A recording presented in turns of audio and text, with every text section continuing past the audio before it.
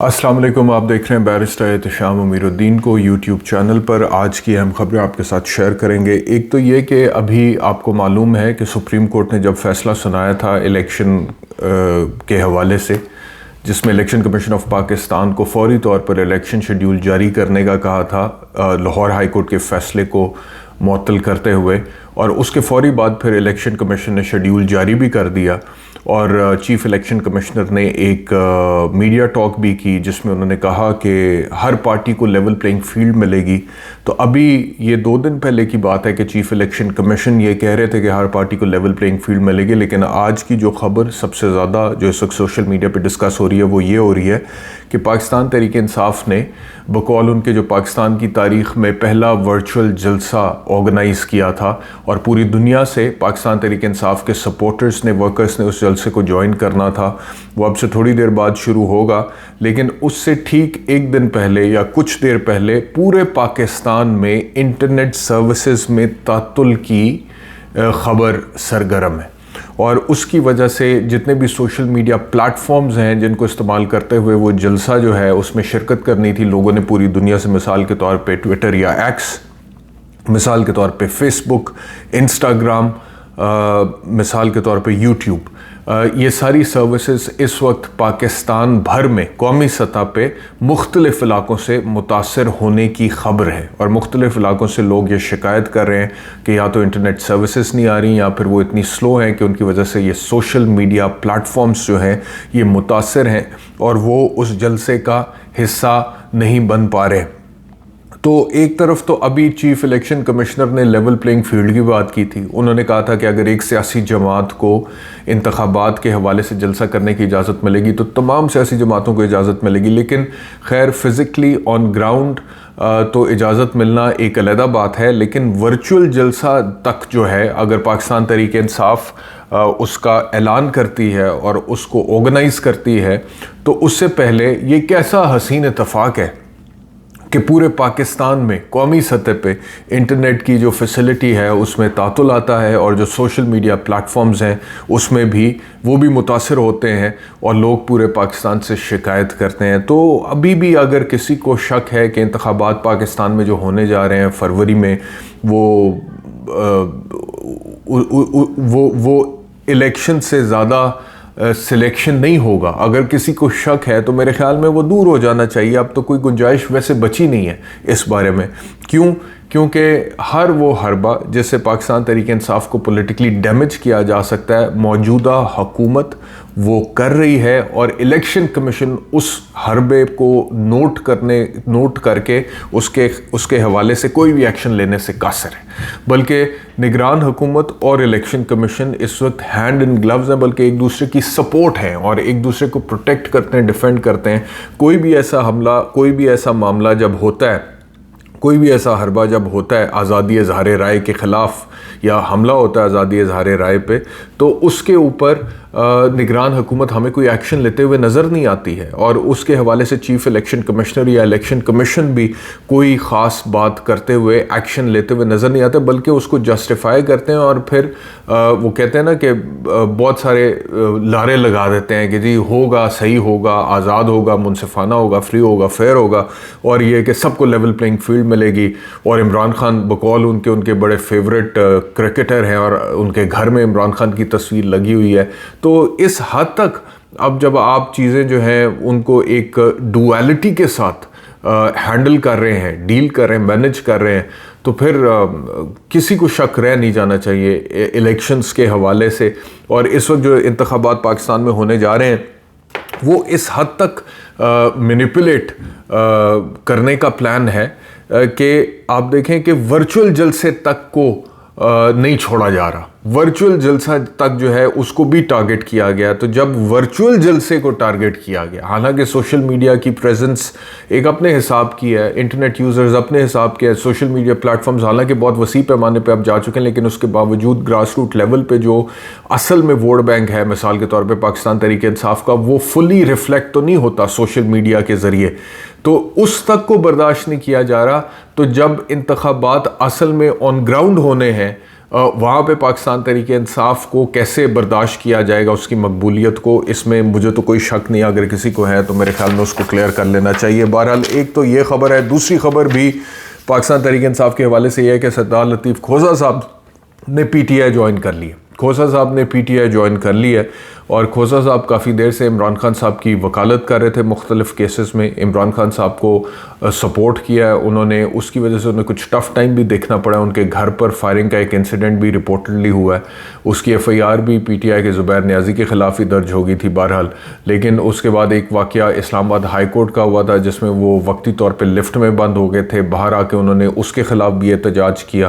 تو کھوسہ صاحب لیکن ان تمام واقعات کے باوجود عمران خان کے وکیل کے طور پر آگے چلتے رہے، اور بقول ان کے اینڈ آئی ایم شور کہ ایسے ہی ہوگا کہ عمران خان صاحب نے انسسٹ کیا انہیں کہ جی وہ پی ٹی آئی جوائن کریں اور پی ٹی آئی کا حصہ بنے۔ اور آپ کو پتہ ہے کہ جب لطیف کھوسہ عمران خان کی وکالت شروع کر رہے تھے یا شروع کر دی تھی، تو نیئر بخاری صاحب نے پاکستان پیپلز پارٹی کے آفس بیرر کے طور پہ لطیف کھوسہ کو ایک شو کاز نوٹس سرو کیا تھا، جس میں ان سے کہا تھا کہ وہ جواب دیں کہ پارٹی کی اجازت کے بغیر وہ ایسا کیوں کریں، لیکن اس کا جواب کوئی لطیف کھوسہ نے دیا نہیں تھا، جس کے بعد ان کی بنیادی رکنیت معطل ہو گئی تھی۔ پھر حال ہی میں آصف زرداری کا ایک سٹیٹمنٹ آیا جس میں انہوں نے کہا کہ لطیف کھوسہ کا پاکستان پیپلز پارٹی سے اب کوئی تعلق نہیں ہے۔ اس کے بعد اب چند دنوں میں ہی لطیف کھوسہ صاحب نے پاکستان تحریک انصاف جوائن کرنے کا اعلان کیا، آج کیا اور لاہور میں کیا، اور پاکستان تحریک انصاف میں شمولیت کا اعلان کرتے ہوئے انہوں نے کہا ہے کہ عمران خان کی خواہش پر وہ پی ٹی آئی جوائن کر رہے ہیں، اور صرف ملک اور جمہوریت کے مفاد میں انہوں نے یہ فیصلہ کیا، اور سچ کی آواز شدت سے بلند کرنے کے لیے پی ٹی آئی میں شمولیت کا یہ فیصلہ انہوں نے کیا ہے۔ اور مزید انہوں نے کچھ اداروں کے حوالے سے بھی بات کی اور کہا ہے کہ ادارے بہت اہم ہیں اور اداروں کا احترام ہے، لیکن آئین کی روح کے مطابق یا آئین کے اسپرٹ کے مطابق ہر ادارے کو اپنی حدود و قیود کے اندر رہ کے قانون کے مطابق اپنی ڈومین میں کام کرنا چاہیے۔ یہ سردار لطیف کھوسہ کی آج کی گفتگو ہے پاکستان تحریک انصاف جوائن کرتے ہوئے۔ تو ابھی تک جو ان کا سٹیٹس تھا ایک انڈیپینڈنٹ لائر کے طور پہ عمران خان کے ساتھ کھڑے ہونے کا، اس میں شفٹ یہ آیا ہے کہ اب وہ پی ٹی آئی کا بھی حصہ ہے، اور عمران خان کے وکیل ہونے کے ساتھ ساتھ وہ پی ٹی آئی کے معاملات، سیاسی معاملات جو ہیں ان کو بھی اب دیکھیں گے، لک آفٹر کریں گے۔ ان کا کوئی بھی سٹیٹمنٹ جو ہے وہ پاکستان تحریک انصاف کے سٹیٹمنٹ سے کے ریپریزنٹیٹیو کے طور پہ اب لیا جائے گا، اور یہ پوزیشن چینج ہونے سے اب مزید ان کا رول جو ہے وہ وسیع ہو گیا۔ تو ایک تو نیشنل لیول پہ یہ خبریں ہیں، اور انٹرنیشنل لیول پہ اگر آپ سے میں شیئر کروں تو غزہ کی صورتحال بہت افسوسناک ہے، اور یہاں تک کہ پوپ فرانسس جو عیسائیوں کے، کرسچنز کے روحانی پیشوا ہیں مسیحی برادری کے، ان کا ایک سٹیٹمنٹ آیا ہے۔ انہوں نے وہ اپنا جو سٹیٹمنٹ دیتے ہیں اس میں انہوں نے کہا ہے کہ غزہ پر اسرائیلی حملے جنگ نہیں، دہشت گردی ہے۔ Now this is a very powerful statement on part of the spiritual leader of Christian community Pope Francis, اور انہوں نے جو کہا ہے کہ یہ حملے جو ہیں یہ جنگ نہیں ہیں، یہ دہشت گردی ہے۔ اس میں انہوں نے جس انسیڈنٹ کا حوالہ دیا وہ چرچ میں 2 مسیحی خواتین کے قتل کا واقعہ ہے جو کہ اسرائیلی فوجیوں کے ہاتھوں ہوئے، اسرائیلی فوج کے ہاتھوں ہوئے، اور اس میں انہوں نے ذکر کرتے ہوئے کہا ہے کہ سنائپرز نے باقاعدہ طور پہ چرچ میں یہ مسیحی برادری سے تعلق رکھنے والی خاتون اور اس خاتون کی بیٹی کو مارا ہے، ان کو نشانہ بنایا ہے اور ان کا قتل ہوا ہے۔ اور انہوں نے کہا ہے کہ یہ مسلسل سنگین اور دردناک خبریں آ رہی ہیں غزہ سے، اور اس بات پر بھی انہوں نے فوکس کیا ہے، زور دیا ہے کہ جو یروشلم ہے وہ کافی ہولی جگہ ہے، نہ صرف کرسچنز کے لیے، ویسے تو میں جنرلی یہ بات کر رہا ہوں کہ تینوں مذاہب کے لیے، ابراہمک ریلیجنز جن کو کہا جاتا ہے، جس میں جوڈازم ہے، کرسچینٹی ہے، اسلام ہے، تو تینوں کے لیے بڑی وہ مقدس جگہ ہے۔ مسلمانوں کی مسجد اقصیٰ ہے وہاں پہ، جوز کے لیے وہ دی ٹیمپل آف سولومن ہے وہاں پہ، کرسچنز کے لیے جیزس کی جو ہے وہ اپنا وہ جگہ ہے جہاں پہ ان کی پیدائش ہوئی تھی، اور جہاں پہ ان کو بقول ان کے کرسچن کمیونٹی کے ان کو کروسیفائی کیا گیا تھا۔ تو یہ جتنے بھی تینوں جو ایبراہمک ریلیجنس ہیں ان کے حوالے سے بہت امپورٹنٹ جگہ ہے اور تینوں مذاہب میں اس کا بہت احترام ہے. تو پوپ فرانسس کا یہ سٹیٹمنٹ ہے کہ اس مقدس مقام کی بے حرمتی بھی ہو رہی ہے اس صورتحال سے. اور دوسری طرف حالانکہ اب یہ بہت بڑی شخصیت ہے پوپ فرانسس جو کہ روحانی پیشوا ہیں پوری کرسچن کمیونٹی کے اراؤنڈ دا ورلڈ، لیکن ان کے سٹیٹمنٹ آنے کے باوجود جو وہاں کی غزہ کی صورتحال ہے اس میں جو حماس ہے اس نے یرغمالیوں کے حوالے سے مذاکرات کیے تھے، پھر کچھ یرغمالیوں کو رہا بھی کیا تھا، لیکن اس کے باوجود جو اسرائیلی فورسز کی طرف سے حملوں کا سلسلہ تھا وہ جاری رہا. کچھ اس طرح کی فوٹیجز وغیرہ بھی آئیں کہ قبرستان اور ہسپتال جو ہیں ان کے اوپر بھی حملے ہوئے ہیں اور وہاں پر بھی مکمل تباہی ہو گئی ہے. ایک خبر کو یہ بھی آئی حال ہی میں کہ ایک ہسپتال جہاں پہ مریض زیر علاج تھے اس کے اوپر حملہ ہوا ہے اور اس سے پورا ہسپتال جو ہے وہ زمیں بوس ہو گیا اور اندر ہی جو کوئی بھی تھے وہ بھی اس کے اندر ہی 7 زمیں بوس ہوئے اور کچھ جان سے ہاتھ دھو بیٹھے ہیں، کچھ زخمی ہوئے ہیں. تو بہرحال یہ جو خبریں آ رہی تھیں، اب حماس کا ایک سٹیٹمنٹ ہے جس میں انہوں نے کہا ہے کہ اسرائیلی حملے مکمل طور پر رکنے تک یرغمالیوں کے حوالے سے بات چیت نہیں ہوگی. یعنی کہ وہ جو یرغمالی حماس کے قبضے میں ہیں ان کے حوالے سے جو مذاکرات وہ کر رہے تھے، انہوں نے کہا کہ وہ مذاکرات اب آگے نہیں چلیں گے جب تک اسرائیل مکمل طور پر اپنے حملے روک نہیں دیتا. اور اسرائیلی پرائم منسٹر نیتن یاہو نے بھی کہا ہے کہ غزہ میں جنگ جاری رہے گی. تو یہ معاملہ ابھی بھی باوجود اس کے کہ اتنی قتل و غارت ہو چکی ہے، اتنا انسانی جانوں کا نقصان ہو چکا ہے، اتنی ایک وسیع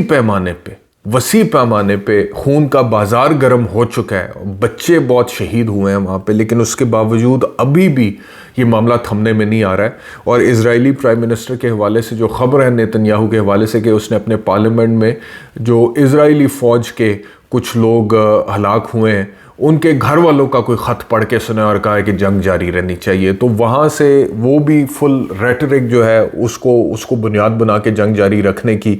اعلان کر رہے ہیں. اور اب حماس نے بھی یہ کہہ دیا ہے کہ جب تک یہ حملے نہیں رکیں گے تب تک مذاکرات نہیں ہوں گے مزید یرغمالیوں کے حوالے سے. اور یہ ایک ایسے ٹائم پہ ہو رہا ہے جب قطر اور مصر دونوں کوشش کر رہے تھے کہ جنگ بندی ہو، اور قطری وفد جو ہے اس کی کل اسرائیلی وفد کے ساتھ ملاقات بھی ہوئی تھی، لیکن اس کے باوجود یہ پیغام نیتن یاہو کا جو ہے وہ آیا ہے. تو یہ معاملات ابھی بھی تھمنے کا نام نہیں لے رہے ہیں، وچ از ویری انفارچونیٹ. ایسا نہیں ہونا چاہیے، تمام بین الاقوامی قوانین کی خلاف ورزی ہے. اور اب تو پوپ فرانسس کا بھی سٹیٹمنٹ آ چکا ہے، لیکن اس کے باوجود اسرائیل جو کچھ غزہ میں کر رہا ہے اس میں کوئی کمی نظر نہیں آ رہی ہے ہوتے ہوئے. بہرحال آج کے ویلاگ میں اتنا ہی. شکریہ، اپنا خیال رکھیے. اللہ حافظ.